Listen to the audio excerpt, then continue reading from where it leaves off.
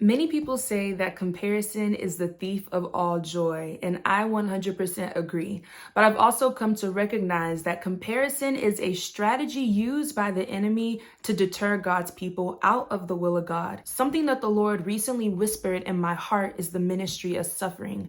That there's a point where every believer gets to where you have to share in the sufferings of Christ. And sometimes when we find ourselves in those times and in those seasons of suffering and enduring and perseverance, we try to look for quick exit strategies. We try to look for ways out of the wilderness. But something that the Lord has taught me is the importance of surrendering to his times and his seasons, and the importance of allowing the Lord to reveal to me the book of life that he's written on my behalf. When we look at Psalm 139 in the Amplified Classic Version, it says, "Your eyes saw my unformed substance, and in your book all the days of my life were written before ever they took shape, when as yet there was none of them."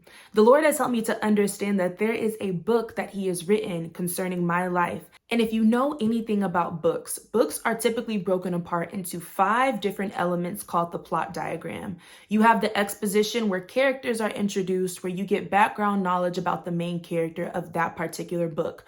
You have the rising action, you have the climax, you have the falling action, and then you have the resolution. Oftentimes we compare ourselves to people who are in their climactic moment, right? And perhaps we're still in the exposition where the Lord is revealing to you parts of yourself, where you're coming into an understanding of who you are and what he's purposed you to do, where you're beginning to understand your family dynamics, your culture, your heritage, and how all of these things intentionally play a part in who God has designed you to be.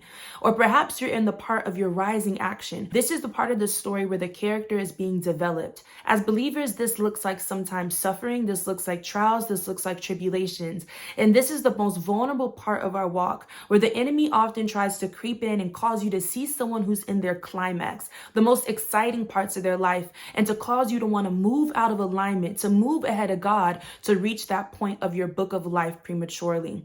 The issue is that without the rising action, you often will not have the character necessary to truly enjoy the fruit of the climax, the more exciting parts, the more glamorous parts that we look at on Instagram, that we look at on social media and other people's lives, and wonder, when is it going to be my turn? Following the climax, you have the falling action and you have the resolution. But ultimately, every author knows that every single part of your book of life is necessary.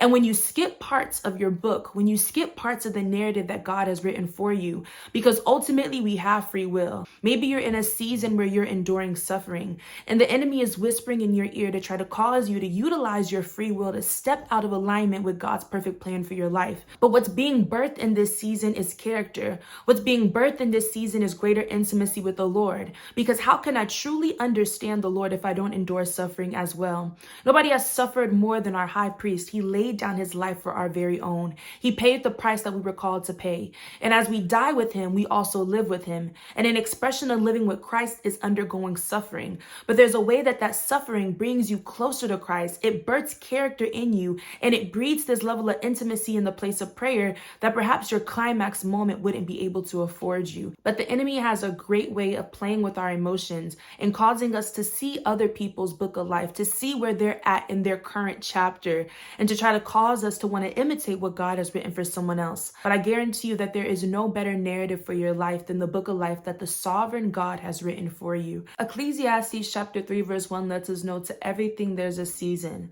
a time for every purpose under heaven. And the season that you're in is intentional. There's purpose attached to it. And if you allow the Lord to continue to finish the work that he's doing in you through this season, and to allow your steps to be ordered by the Lord instead of being ordered by the comparison around you, I guarantee you that the glory that will be revealed in your life is one that will magnify the kingdom of heaven, and one that will leave a legacy for your generations to read from and know that God is real.